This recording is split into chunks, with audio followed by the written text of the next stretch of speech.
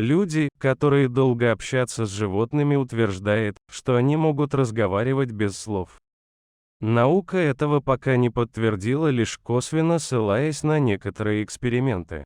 Но от людей, живущих и работающих среди дикой природы, охотников, рыбаков и лесников, можно услышать часто, совершенно невообразимые истории. Дело было зимой. Далеко за полночь местный фельдшер мирно дремал в своей кровати после тяжелого трудового дня.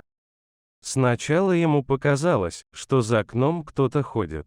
Затем подозрительно задребезжало висящее на краю лавочки ведро. В сильный снегопад и ветер, к нему не закралось даже малейшего подозрения, что кто-то может прийти.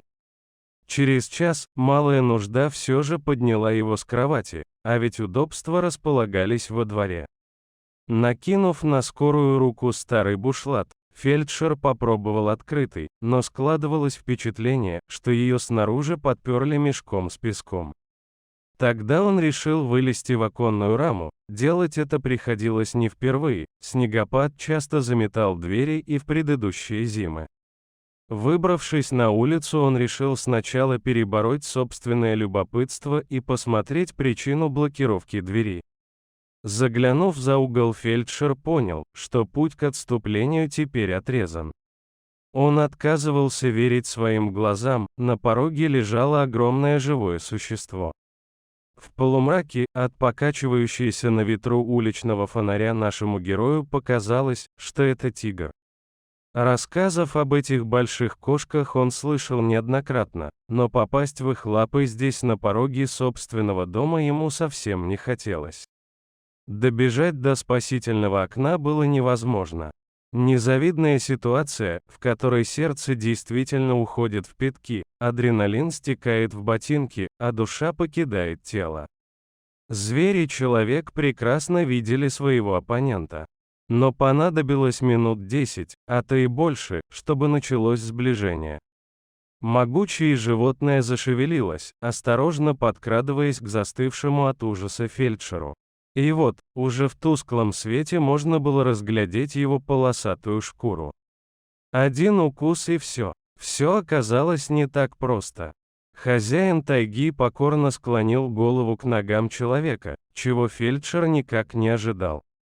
Сразу стала ясна причина такого поведения: на шее тигра красовался подарок от китайских браконьеров, безжалостно уничтожавших больших кошек в приграничных лесах, предательски. Впиваясь в шею, стальная петля уже крепко вошла в кожу, разрезав ее. Рана была сильно воспалена и загнаивалась.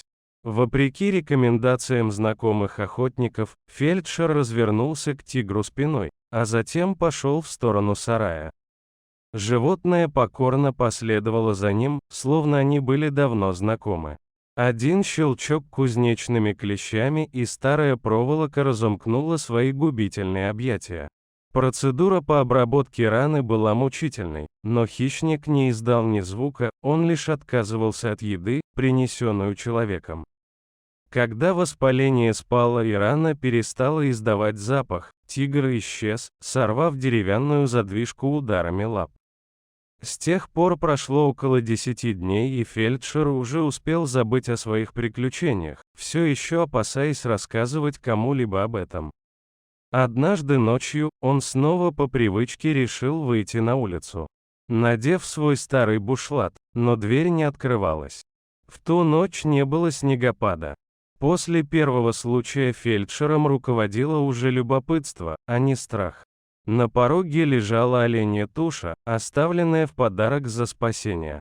Это не единственная история благодарности животных, иногда складывается впечатление, что людям есть чему поучиться у них.